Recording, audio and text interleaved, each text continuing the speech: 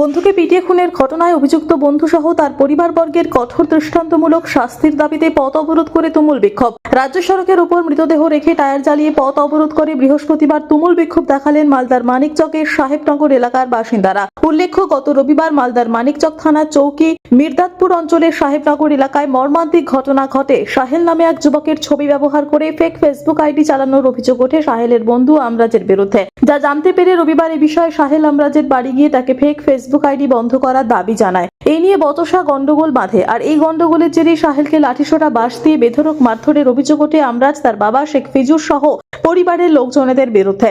যার জেরে কলকাতার এক বেসরকারি হাসপাতালে চিকিৎসাধীন অবস্থায় গত মঙ্গলবার সাহেলের মৃত্যু হয় বলে খবর।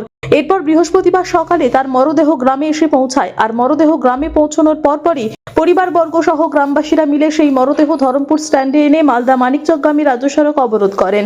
তারা রাজ্য সড়কের উপর মরদেহ রেখে রাস্তায় টায়ার জ্বালিয়ে তুমুল বিক্ষোভ দেখাতে থাকেন এবং খুনের ঘটনায় জড়িতদের সকলকে গ্রেপ্তার এবং তাদের ফাঁসির দাবিতে সোচ্চার হন। কিছু বিচার করছে না, গ্রামবাসী নেতা প্রধান কিছু বিচার করছে না, সব পেট ভরে নিয়েছে টাকা খেয়ে। আচ্ছা আচ্ছা পুলিশ থেকে থানা পেট ভরে নিয়েছে খেয়ে, আচ্ছা কিছু করলো না। কি করছেন আপনারা, কি করবেন আজকে? আজকে আমরা ফাঁসি চাই। ফাঁসি চান? হ্যাঁ, ফাঁসি চাই, ফাঁসির বদলে ফাঁসি চাই। যদি ফাঁসি না হয় কি ব্যবস্থা নেবেন আপনারা? ব্যবস্থা নিবে। আর কি ডিমান্ড আছে আপনাদের? এই যে রাস্তা বন্ধ রেখেছেন, কেন রেখেছেন? ওইটার জন্য কিছু বিচার করছে না গ্রামের বাসী, ওই জন্য করছে। আপনার নাম? নাসিমা। যেন ভালো হয় এটা আমরা প্রশাসনের কাছে দাবি রেখেছি। প্লাস মাটি হয়ে যাওয়ার পরে প্রশাসন ওর পরিবারের কিছু লোককে নিয়ে বসে আলোচনার মাধ্যমে যেটা ভালো হয় সেটাই।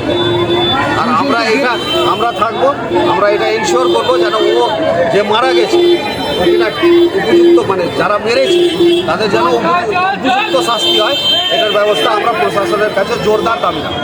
তিনজনের বিরুদ্ধে মূলত অভিযোগ, তিনজনের বিরুদ্ধে তো অভিযোগ, গ্রেপ্তার হয়েছে। তিনজনের বিরুদ্ধে এফআইআর আছে, মানে বাবা মার ছেলে অ্যারেস্ট হয়ে গেছে, বাবা পালিয়ে গেছে। আমরা পুলিশের উপরে প্রেশার করছি যে তাড়াতাড়ি যেন বাবাটাকেও অ্যারেস্ট করা হয়।